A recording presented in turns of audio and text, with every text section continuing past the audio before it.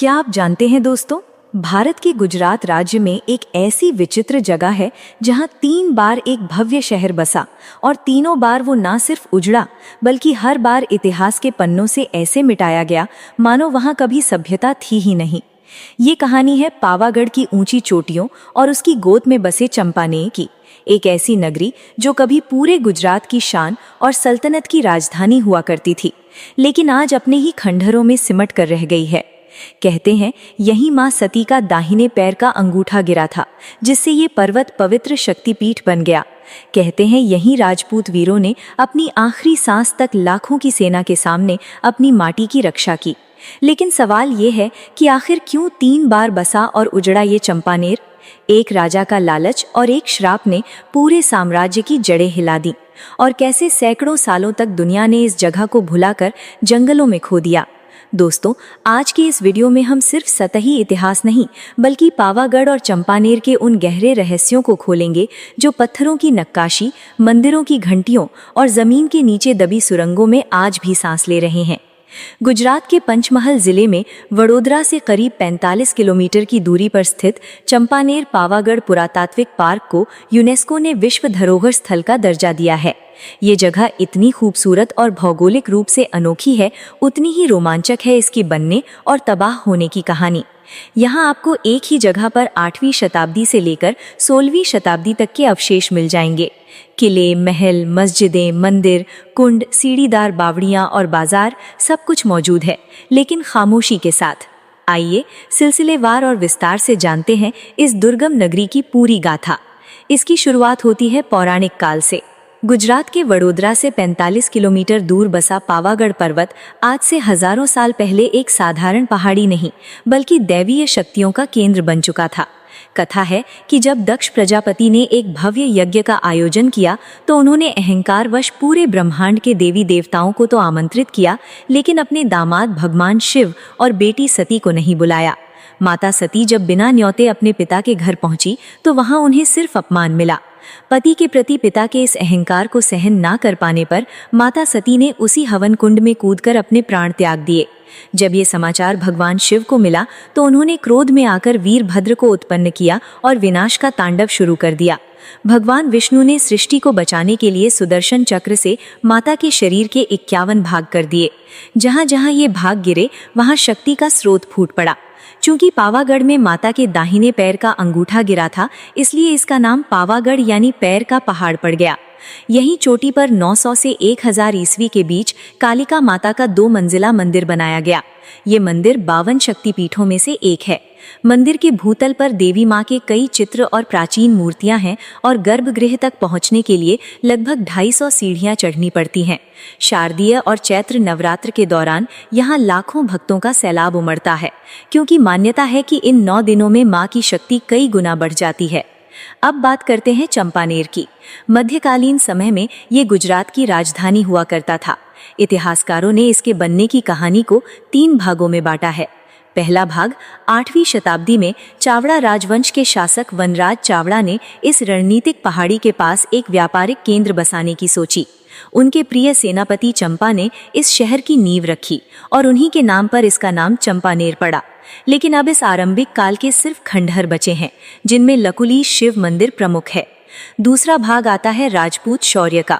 करीब 500 से 600 साल बाद 15वीं शताब्दी में पृथ्वीराज चौहान के वंशज खींची चौहान राजपूतों ने इस क्षेत्र पर अपना आधिपत्य कायम कर लिया। ये अत्यंत पराक्रमी थे और उन्होंने करीब 200 साल तक यहाँ शासन किया। उन्होंने पावागढ़ के प्राकृतिक पठारों और ढलानों का सैन्य दृष्टि से बेहतरीन इस्तेमाल किया। समुद्र तल से करीब 800 मीटर की ऊंचाई पर उन्होंने 7 परतों यानी लेयर्स में विशाल किले की दीवारें बनवाईं।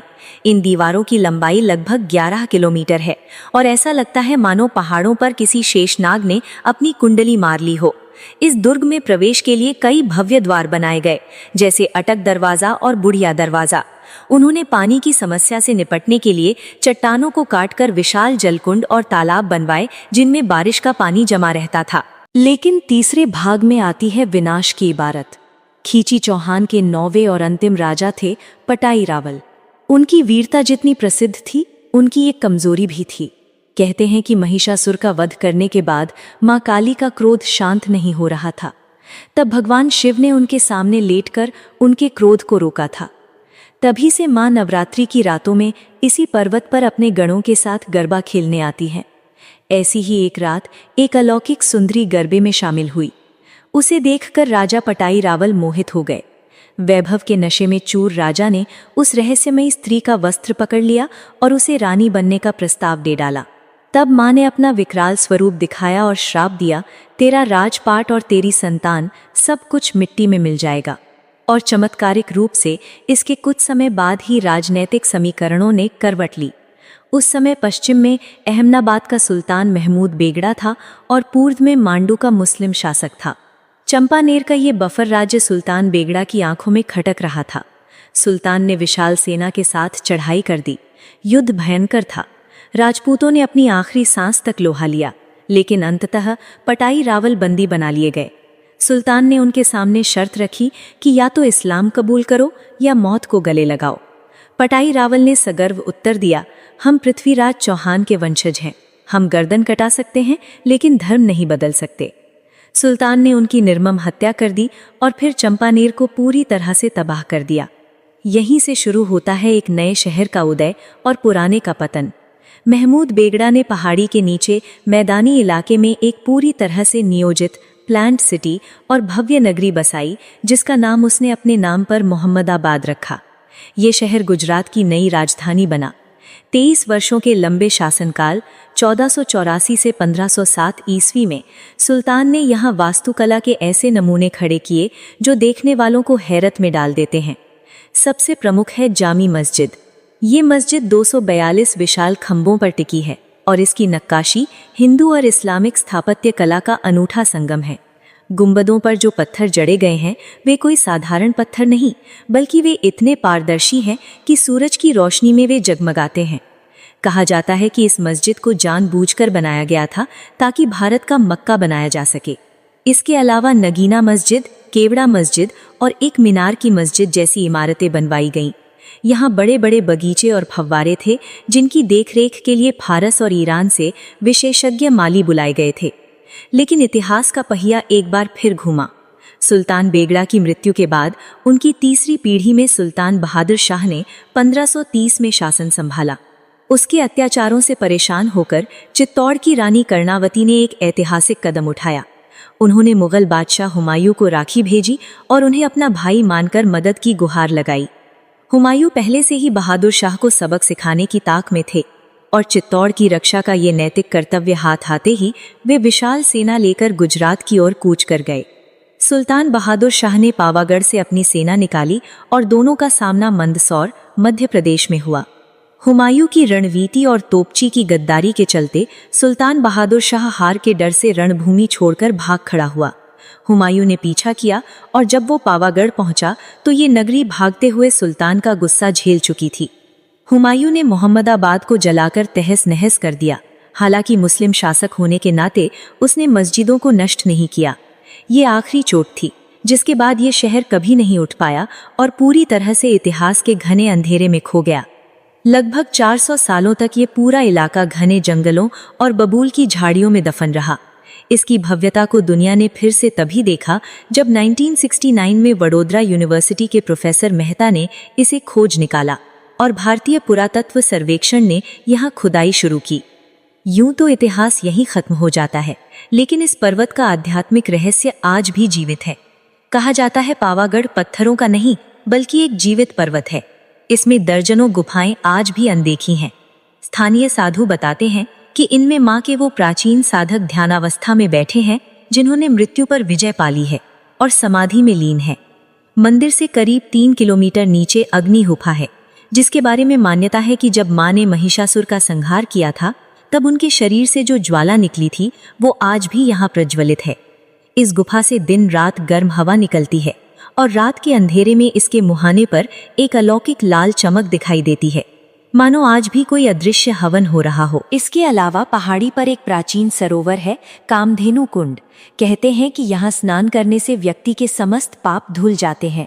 एक चोर यहाँ आया और पश्चाताप में डूबकर उसने इस कुंड में स्नान किया। जैसे ही वो बाहर निकला, उसके शरीर से स्वर्णिम प्रकाश निकलने लगा और भक्तों ने उसे पवित्र आत्मा घोषित कर दिया। तभी से इसे मुक्ति कुंड कहा जाता है। और तो और मंदिर के दक्षिणी भाग में एक छोटा सा पत्थर का द्वार है जो सदियों से बंद है। पौराणिक मान्यता के अनुसार ये प्रकाश लोक का मार्ग है जहां मां का अमूर्त और दिव्य स्वरूप निवास करता है। ये द्वार हर 108 वर्षों में स्वयं खुलता है। आखिरी बार ये 1924 में खुला था और प्रत्यक्षदर्शियों ने बताया था कि इसके भीतर से असहनीय चमकीला प्रकाश निकला था। अब अगली बार इसके खुलने का समय 2032 बताया जा रहा है, जिसका भक्त बेसब्री से इंतजार कर रहे हैं। गुजरात के संत प्रहलाद नाथ की एक भविष्यवाणी भी यहाँ प्रसिद्ध है। उन्होंने कहा था कि जब पावागढ़ की सीढ़ियों पर चांदी की परछाई दिखेगी, तब समझ जाना कि मां काली पुनः प्रकट होने वाली हैं। सन 2015 में कई भक्तों ने शाम के समय सीढ़ियों पर एक चमकीली आकृति उभरते देखा, जो धीरे धीरे मंदिर की ओर बढ़कर विलीन हो गई। इसे मां का प्रथम संकेत माना गया। यहाँ मंदिर में एक अखंड दीपक है जो हजारों सालों से लगातार जल रहा है।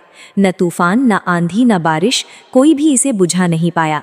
कहा जाता है कि एक ब्रिटिश अधिकारी ने इसे बुझाने की कोशिश की, लेकिन उसी रात उसके शिविर में रहस्यमयी आग लग गई। भक्त कहते हैं कि ये दीपक मां की साक्षात आंख है जो हर पल सृष्टि पर निगरानी रखती है।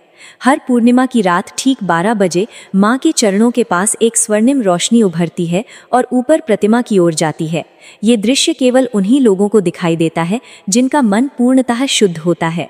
और दोस्तों, यही है इस नगरी की सबसे बड़ी सच्चाई। सभ्यताएं मिट जाती हैं, बादशाहों के सिंहासन ढह जाते हैं और महत्वाकांक्षाएं खंडहर बन जाती हैं, पर जो संस्कृति और अटूट श्रद्धा है वो हमेशा अमर रहती है। पत्थर घिस सकते हैं, इतिहास की इबारत मिट सकती है, लेकिन आस्था कभी खामोश नहीं होती। ये पर्वत हजारों सालों से गवाह है और हजारों सालों तक गवाह रहेगा। अगर आपको पावागढ़ और चंपानेर की ये रहस्यमयी और आध्यात्मिक दास्तान पसंद आई तो इस वीडियो को लाइक करना बिल्कुल न भूलें और कमेंट में ज़रूर लिखिएगा जय मां कालिका, ताकि हम जान सकें कि आप भी इस चैनल के माध्यम से भारत की खोई हुई संस्कृति को पुनर्जीवित करने में विश्वास रखते हैं। अगर आप ऐसी ही अनसुनी कहानियाँ, भूले हुए इतिहास और प्राचीन मंदिरों के रहस्य जानना चाहते हैं तो तुरंत इस चैनल खामोश इतिहास को सब्सक्राइब करें और साथ में बजती हुई घंटी का आइकन दबाना मत भूलिएगा, क्योंकि दोस्तों आपका हर लाइक और सब्सक्राइब हमें प्रेरणा देता है भारत के भूले हुए इतिहास को फिर से जीवित करने की। इतिहास मिट सकता है पर आस्था कभी नहीं। मिलते हैं अगले वीडियो में एक और खामोश रहस्य के साथ। तब तक अपना ख्याल रखिए। जय मां कालिका।